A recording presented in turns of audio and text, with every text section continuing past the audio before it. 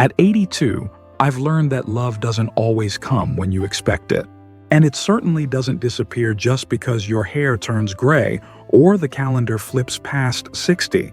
But I'll be honest with you. When someone asked me, not long ago, if I'd ever consider marrying again, I didn't know how to answer. You'd think by this age we'd have everything figured out. But when it comes to love, especially the kind that shows up later in life, it's never quite that simple. I found myself lying awake at 3 a.m, staring at the ceiling, asking questions I hadn't asked in decades. Am I truly ready? Am I looking for connection or just afraid of being alone? Will my children understand? And perhaps most of all, will I lose myself again? See, no one tells you what it's like to fall in love after 60. They don't talk about the butterflies that still show up, or the doubts that whisper louder in the quiet of night. They don't talk about the weight of the past, the memories, the grief, the habits you've built living on your own. And they certainly don't prepare you for the idea of saying "I do" again after everything you've already lived through. That's why I want to talk with you today, not as an expert, but as someone who's been there, someone who knows what it's like to sip coffee alone for years, and then suddenly find someone who makes that silence feel warm again. Someone who understands that love at this age is less about fire and more about comfort, respect, and shared sunsets. In this episode, I'm going to walk with you through 7 truths I've come to understand about remarrying after 60. They're not always easy. Some are bittersweet. Some might surprise you. But I promise you, they're real. And if you've ever wondered whether your heart still has room for someone new, this conversation is for you. So settle in. Whether you're single, widowed, divorced, or simply curious, I invite you to stay with me a while. And if you're still listening now, still walking alongside me in these thoughts, go ahead and comment number 1 down below. Let me know I'm not the only one who still believes that love, even now, still matters. Let's begin. Let's begin with the first truth, something I had to learn slowly and sometimes the hard way. Love after 60 is real. It's possible. It's beautiful. But it's different. When we were young, love was a wildfire. It came with sparks, sleepless nights, handwritten notes, and the kind of longing that made your chest ache. We measured love in how hard our hearts pounded, how fiercely we missed someone, how deeply we lost ourselves in the dream of forever. But love after 60, it's quieter. It doesn't demand attention. It doesn't shout. It walks beside you instead of sweeping you off your feet. It shows up in simple things. Sharing the newspaper in the morning, remembering how you take your tea, reaching for your hand when you cross the street. It's not about completing each other anymore. It's about companioning each other. I remember when I first started seeing Elaine. We were both widowed. Both had raised families, buried spouses, and built entire lives before we met. When we sat down for coffee the first time, there were no games, no nervous jitters. Just 2 people who had known love, loss, and what it meant to sit in silence and be okay. There weren't fireworks, but there was peace. There wasn't obsession, but there was tenderness. And after a while, I realized something I never expected to feel again: a sense of home. See, love at this age is not about passion that burns bright and fades. It's about steady warmth, the kind that keeps you company when the lights go out and the house is quiet.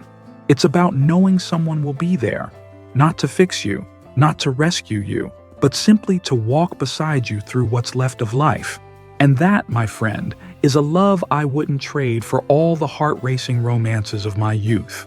So, if you're sitting there wondering whether what you're feeling is real, but it doesn't look like the love you knew before, I want you to know, it's real. It's just grown up. It's love with lines and lessons, not illusions. Have you ever felt that kind of quiet, steady love? The kind that doesn't rush, doesn't push, but simply shows up and stays? Because I think those kinds of love stories deserve to be told too. Now, speaking of the past, that brings us to the second truth. Because even when love finds us again, beautiful and steady as it may be, we never walk into it empty-handed. Truth number 2, emotional baggage is normal, but it needs to be unpacked. At our age, we've lived through a lot. We've lost people, made mistakes, held regrets, and survived heartbreaks that left invisible scars. And when someone new enters your life, all those old boxes you thought were safely tucked away, they tend to shake a little.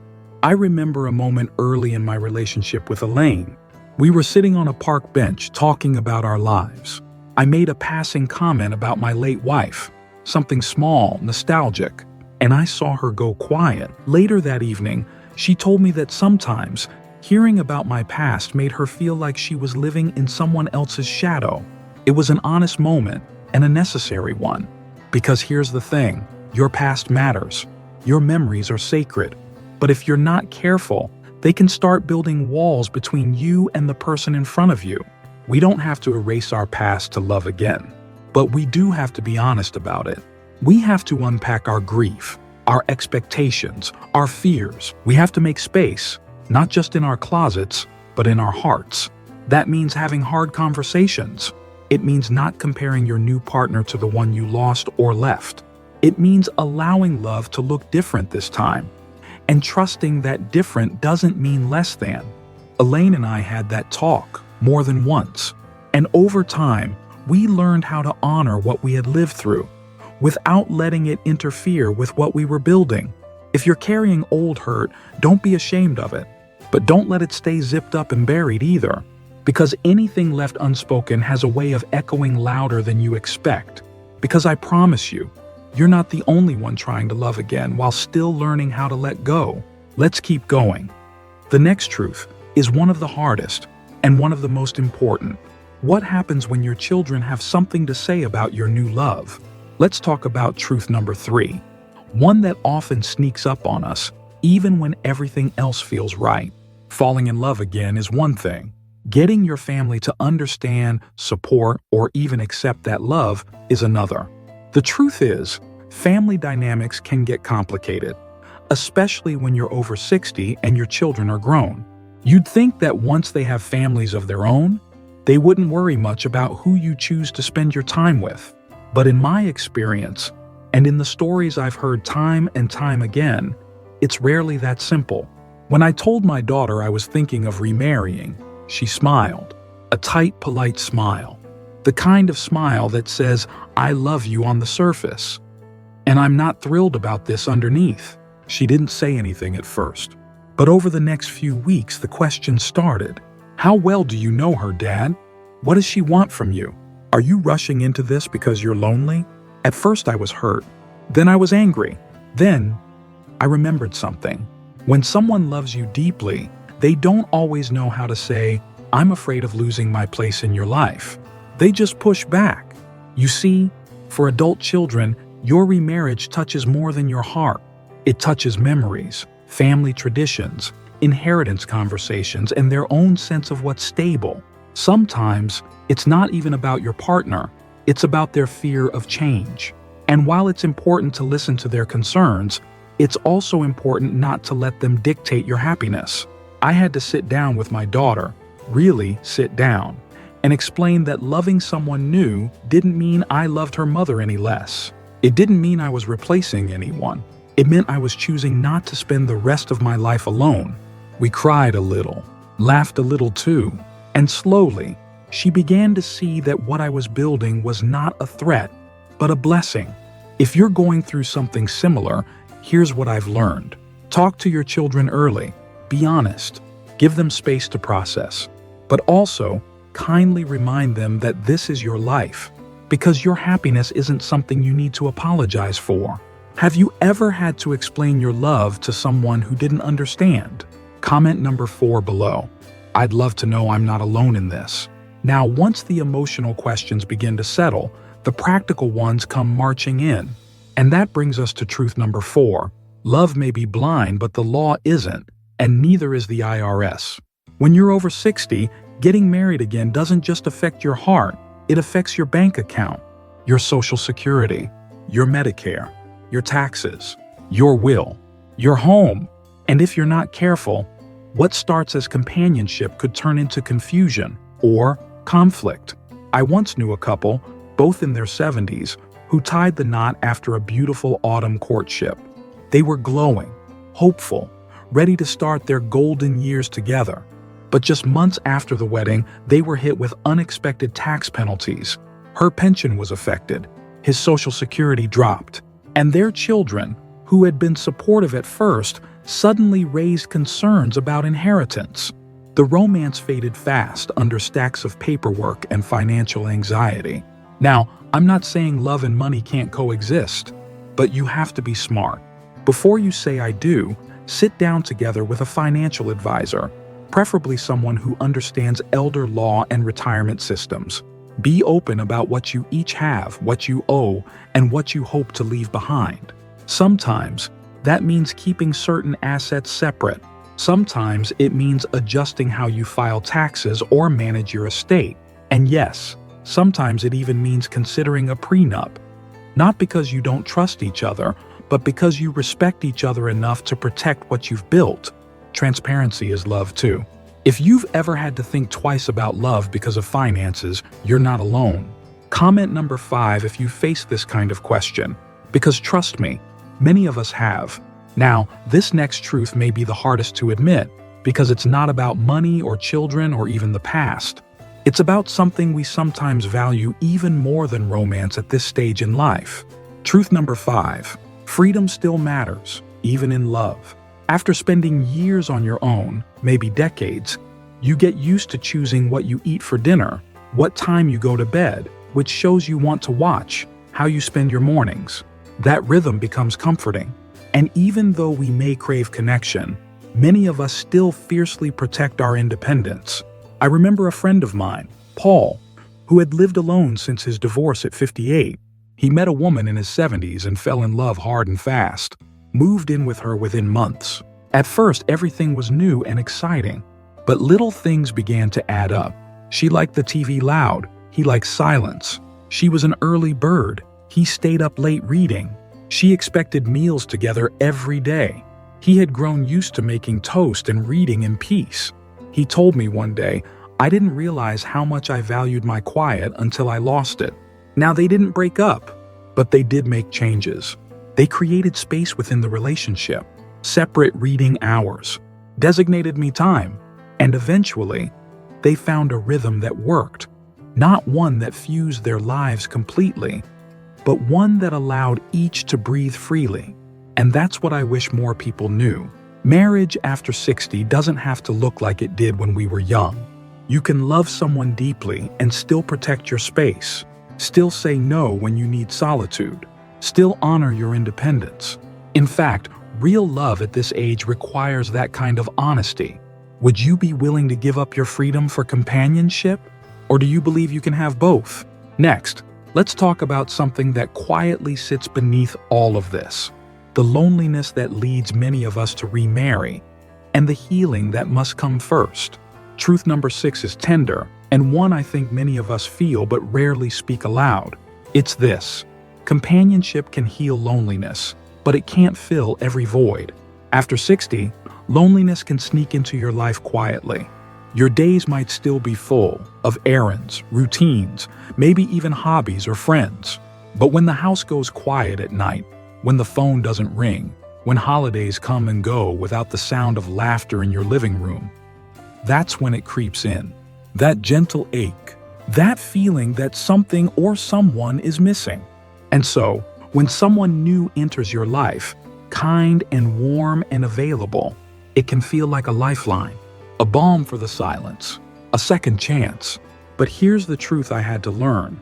No one, not even the most loving partner, can fill every space left behind by someone else. When I met Elaine, I was still grieving. Not the kind of grief that leaves you in tears every day, but the quieter kind. The kind that lingers in your favorite chair. The kind that still whispers their name when a certain song comes on. I thought being with someone new would silence that echo, but it didn't. Instead, I learned that love after loss isn't about replacing what you've lost. It's about creating something new beside the memory. Elaine didn't erase my past. She made space for it. And I did the same for her. We both had moments where we felt like we were loving with one hand tied to a memory. But when we started naming that out loud, talking about it, crying about it, even laughing about it. It became something sacred, not a burden, not a barrier, just part of being human.